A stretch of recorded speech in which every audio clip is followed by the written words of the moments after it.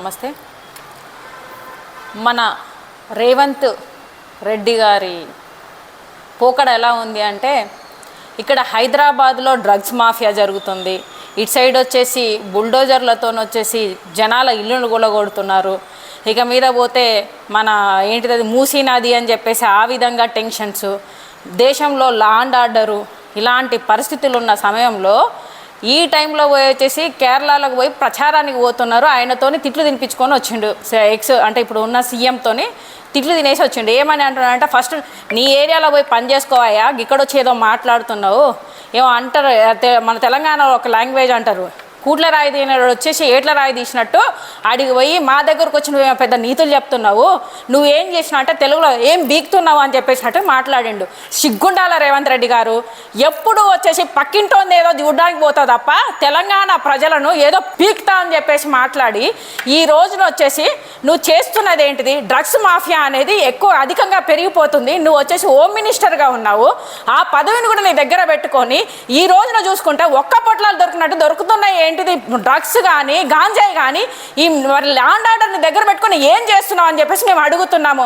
మీరు ఎంతసేపటికి ఇప్పుడు మొన్నటికి మొన్న వచ్చేసి మోయినాబాద్లో జరిగింది, పక్క రాష్ట్రం నుంచి వచ్చి ఎంపీలు ఇక్కడ వచ్చేసి డ్రగ్స్ ఇది జరుగుతుంది అని చెప్పేసి, మళ్ళా మొన్న కొండాపూర్లో పబ్లో కూడా వచ్చేసి 63 మంది 64 మంది వచ్చేసి డ్రగ్స్ దొరికినాయి, 8 మందికి పాజిటివ్ వచ్చిందని చెప్తున్నారు.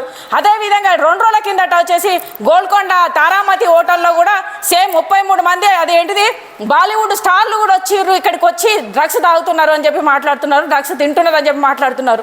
నిన్న చూసుకుంటే ప్యారడైజ్ హోటల్ దగ్గర సికింద్రాబాద్లో కూడా డ్రగ్స్ దొరికినాయి, ఏదో నైజీరియా నుంచి తీసుకొచ్చిర్రు లేడీ అని చెప్పి చెప్తున్నారు.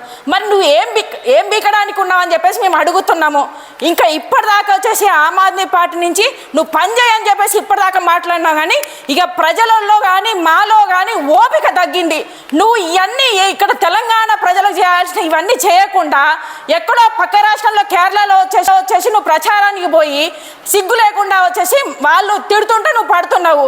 అక్కడ ఇప్పటికైనా మేము ఆమ్ ఆద్మీ పార్టీ నుంచి డిమాండ్ చేస్తున్నాం, నువ్వు ఫస్ట్ ఆఫ్ ఆల్ వచ్చేసి సీఎం రేవంత్ రెడ్డిగా ఉంటావా, లేకపోతే హోమ్ మినిస్టర్గా ఉంటావా, ఎడ్యుకేషన్ మినిస్టర్గా ఉంటావా, లేకపోతే మున్సిపల్ మినిస్టర్గా ఉంటావు. ఇన్ని పోస్టులు నీ దగ్గర పెట్టుకొని ఒక్క పోస్టు కూడా న్యాయం చేయకుండా సిగ్గు లేకుండా వచ్చేసి ఈ రోజున వచ్చేసి జనాలను ఇబ్బంది పెట్టుకుంటా ఈ విధంగా చేస్తున్నావు. ఫస్ట్ ఆఫ్ ఆల్ నువ్వు అసలు గద్దె దిగిపో, నీకు చేత కాదు, రాజకీయం చేత కాదు, నీ సీఎం పదవికి అర్హత లేదు నీకు. మేము ముఖ్యంగా డిమాండ్ చేస్తున్నాం, ఎంత తొందరగా వీలవుతా అంత తొందరగా హోమ్ మినిస్టర్ నియమించు, లా అండ్ ఆర్డర్ చక్కగా చేయి. రేపు పొద్దున యువత అనేది చెడిపోతున్నారు. ఈ రోజు నువ్వు వెంటనే వచ్చేసి ఈ డ్రగ్స్ మాఫియాని వచ్చేసి దాన్ని దారిలో పెట్టాలని చెప్పేసి, అదేవిధంగా ఈ రోజున చూసుకుంటే IAS ఆఫీసర్ కొడుకులు కూడా వచ్చేసి డ్రగ్స్ తింటున్నారని చెప్పేసి మాట్లాడుతున్నావు. ఏం చేస్తున్నావు? వెంటనే వీటన్నిటిని అరికట్టాలి, డ్రగ్స్ మాఫియా లేకుండా చేయాలి, అదేవిధంగా హోమ్ మినిస్టర్ నియమించాలి, లా అండ్ ఆర్డర్ చక్కగా పెట్టు, ప్రజలను వచ్చేసి న్యాయం చేయడానికి ప్రయత్నించి, లేకపోతే చక్కగా వచ్చి రాజీనామా చేయని చెప్పేసి మేము డిమాండ్ చేస్తున్నాం. ఏంటిది నిరుద్యోగులకు ఉద్యోగాలు ఇస్తారు, 2 లక్షల ఉద్యోగాలు అని చెప్పేసి 420 హామీలు ఇచ్చుకుంటూ 6 గ్యారంటీలు ఇచ్చేసి సిగ్గులేని మాటలు మాట్లాడి 420 మాటలు మాట్లాడి ఇక్కడ ప్రజలను వచ్చేసి తుంగలో పెట్టేసి తెలంగాణ ప్రజలను ఇద్దరు లేకుండా చేస్తున్న ప్రతి రోజుకు ఇదంతా పక్కన పెట్టి మళ్ళీ సిగ్గు లేకుండా ఆడికి పోయి తగుదమ్మా అని చెప్పేసి అక్కడ వచ్చేసి జనాలకు నేను ఇక్కడ తెలంగాణలో బాగా పీకేసిన, నేను వచ్చేసి కేరళలో వచ్చేసి అది మొత్తం ప్రచారం చేసుకుంటా. లైక్ చేయండి, షేర్ చేయండి, సబ్స్క్రైబ్ చేయండి. మరిన్ని వీడియోల కోసం బెల్ సింబల్ పై క్లిక్ చేయండి.